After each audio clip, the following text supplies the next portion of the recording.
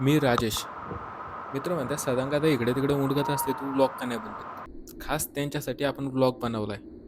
First time बनवतोय, आवडला तर बघा, नाही आवडला तरी बघायलाच लागते. आणि कसं वाटलं ते कमेंट करून नक्की कळवा. आज वार शनिवार, मी मस्त निघालो होतो सायकल घेऊन. पण काय शत्रुभाऊंचा फोन आला, म्हणले चला आज ट्रेकिंगला जाऊ.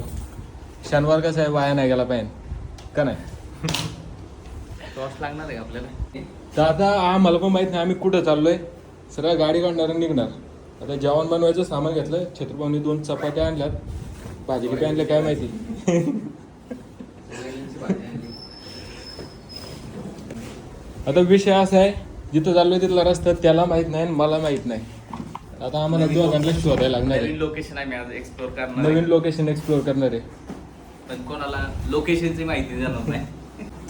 पहिल्यांदा ब्लॉग बनवतोय आम्ही. गॅस आहे का तुझ्याकडं? गॅस नाही.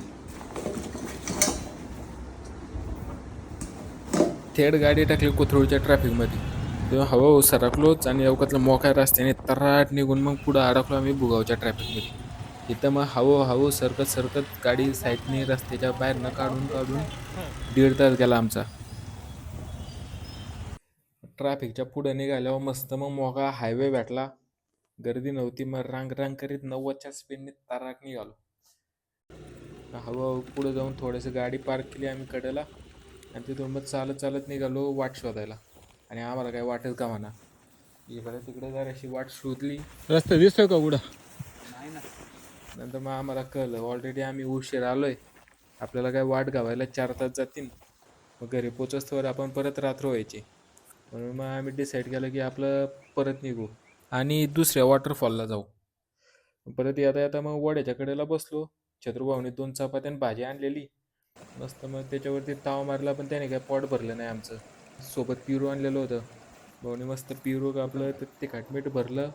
पिरू खाल्लं, तेवढंच पोटाला जरासा आधार भेटला. म्हणलो मग डिसाईड केलं आपण पुढं जायचं आणि दुसरं डेस्टिनेशन शोधायचं. उदायला पुढं त्या पिरू खाऊन मग निघालो ऑफ रोडिंग करून. मग जरासं पावसाचं वातावरण व्हायला लागलं होतं. भाऊ सकाळी म्हणत होता 4 व्हीलरने जाऊन.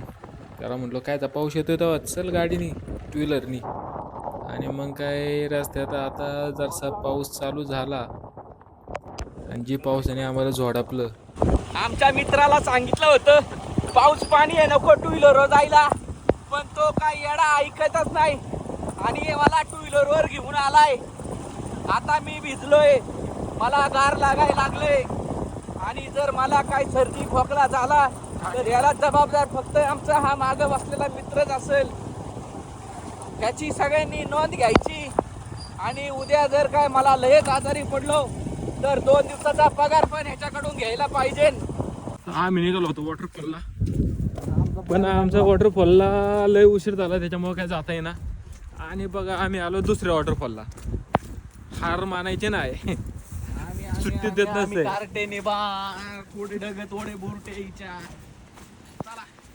चला तुम्हाला दाखवतो वॉटरफॉल. ट्रेक चालू केला. मरणाचं घास पण वाढलेलं होतं आणि थोडंसं स्लिपरी पण होतं. थोडंसं काळजी घेत हळूहळू आम्ही खाली उतरलो. काय गेलं तर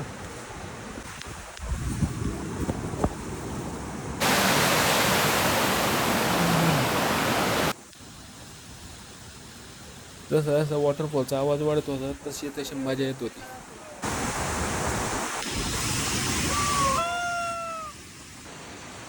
तर वॉटरफॉल दिसला भाऊ आमचा डायरेक्ट पुढं. पहिलं माझं व्हिडिओ फोटो आला पाहिजे. डायरेक्ट जाऊन पाण्यात उभा पोच देत.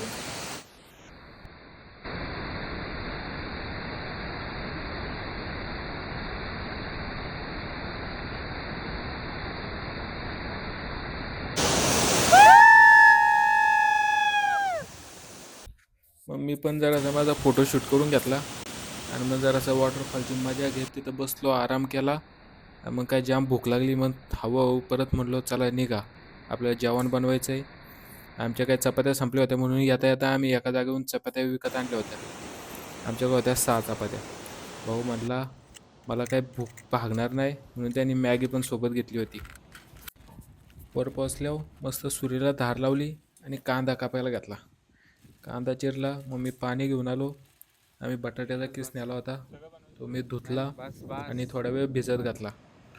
मग तोपर्यंत भाऊनी मस्त हॉटेलमध्ये जसा कापतो तसा बारीक कांदा चिरला होता. मग आम्ही गॅस जोडला, आग पेटवली, पातेलं ठेवून मग पहिलं त्यात तेल ओतलं, त्यानंतर कांदा भाजायला टाकला. मॅगी विथ बटाटा करायचा. भाऊला आधीच सांगितलं प्रमाणात सगळ्या गोष्टी टाक. भाऊने मस्त प्रमाणात मीठ टाकलं, तिखट टाकलं, बटाटा टाकला. मस्त बटाट्याला हलवून मग त्याच्यावरती झाकण लावून ठेवलं. आणि जेव्हा मग झाकण खोललं, असला खमंग वास आला. म्हटलं बास, आज मजा. दोघांनी मिळून ज्या 6 चपात्या आणल्या होत्या त्या मस्त खाल्ल्या. भाऊ म्हणला माझं काय पोट भरलं नाही, मला मॅगी बनवायच लागते. मग भाऊने मस्त मॅगी बनवायला घेतली आणि त्यात जाम तिखट टाकलं. मग काय भाऊच्या तोंडाची पकी आग. कोणी सांगितलं होतं एवढं तिखट टाकाय? 4 चमचे. डायरेक्ट ओतलंय. लय पडले म्हणून म्हणलं आधीच आमची जिरणार आहे. भाऊला जरा असं गोड बोलून भाऊकून भांडी घासून घेतली. त्याला म्हणलो तू 4-5 मस्त फोटो काढून देतो. मग भाऊचा मस्त फोटो काढले, गाडीचे फोटो काढले आणि निघालो परत.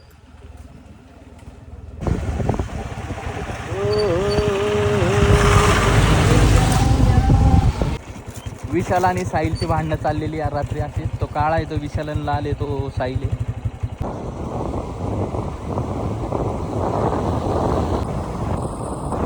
जाम गारटलो जाम.